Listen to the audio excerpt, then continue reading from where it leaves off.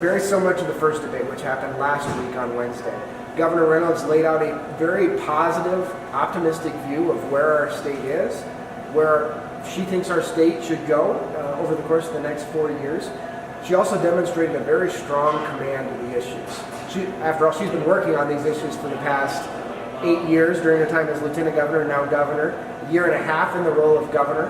So she knows these issues inside and out. The dynamic that I noticed in the last debate is that Fred Hubbell was constantly on the attack, and to a certain extent, that's just politics, right? He's going to try and paint the negative picture. The challenge for him, though, is that's not the kind of thing that necessarily attracts people to follow. I think people naturally want to follow the positive, optimistic, visionary leader. And I think Governor Reynolds fits that bill here in the state of Iowa. Well, as long as there's truth involved, there's a lot of positivity out there with no truth involved. I think Kim's got a reputation of being honest, that you could trust her. Not only would she give you the shirt off of her back, but I believe that there's an honesty factor there. Absolutely. We don't have to go into the idea of what's the difference between the Republican Party and the Democratic Party. Those are pretty much self-explanatory. But when it comes right down to it, you have to look and you have to say, can we trust her? Yeah. Can we trust him? Well, the way I say it as we travel all over the state is all the easy problems get solved long before they ever make it to the governor's office. And so when you're signing up to be governor or even lieutenant governor, you're signing up for the tough problems. And so the question that Iowans face then is, as you said, who do you trust? Who do you trust to take on those tough problems? Who's got the right kind of experience to do that? And for me, it's obvious that it's Governor Reynolds, and for a lot of reasons. Sure. Look at the qualifications, first of all. She's 14 years at the county level, serving as the Clark County Treasurer, then elected to the state Senate, where she represented the largest geographic district in the state. Really, that's a long way of saying the most rural district in the state. Correct. 6.5 years as lieutenant governor, completely redefined the role, all while serving side by side with our nation's longest serving governor in history. Now a year and a half in the role of governor, and she's got and a great record to prove it. Our last legislative session, she got everything done that she asked for. Everything that she asked for as a priority of our administration got done during the last legislative session. That very rarely, if ever, happens. Some of those things, most of them were bipartisan. Some of them, even the most complex ones, were unanimous. Mental health reform is a good example of that. That's a challenging, tough issue for any state. Correct. So she has demonstrated that she can bring together Iowans of all different backgrounds, of all different perspectives, and even the toughest issues that our state faces. And then from an interpersonal perspective, this is somebody who wasn't born with a silver spoon. She's had to earn every dollar that she's ever made. She's faced challenges in her life and overcome them. And what that does is it allows her to be able to relate to any Iowan. Sure. I think people respect that about her. I know I do. I think when I see Governor Reynolds too, I see her as almost like a mother in front of a Thanksgiving dinner, this great big table, and she just invites everybody to the table. Mm-hmm. And not only does she feed her guests well, she feeds her state well, but she treats people like they've hung the moon. She's got a servant's heart. She really absolutely does.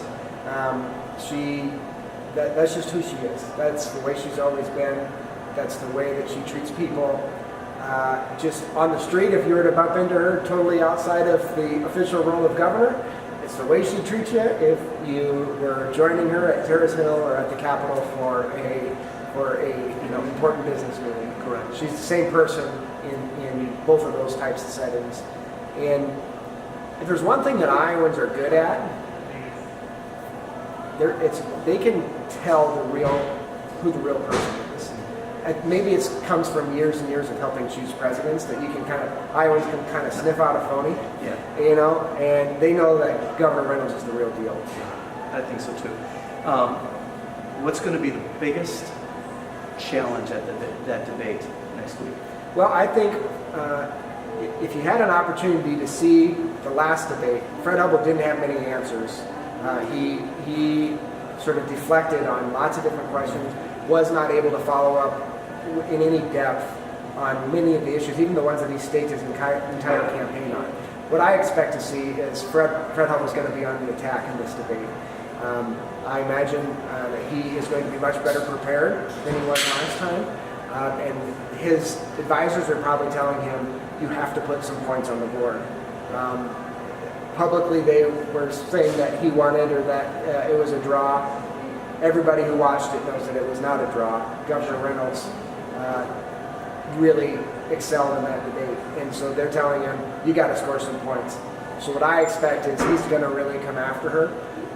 But you're going to see the same Governor Reynolds. You're going to see somebody who's well prepared, somebody who knows her facts, somebody who can demonstrate a command of the issues, and somebody who can make the case for why the state of Iowa is in a good spot, and yet at the same time talk about how we can make it even better. Right. Well, Adam, this has been just wonderful sitting and talking with you today in a coffee shop here at Butler's Pantry in Sioux Center, and I just wish you guys all the best going forward. And again, 21 days now, you said? 21 days, but who's counting, right? But who's counting?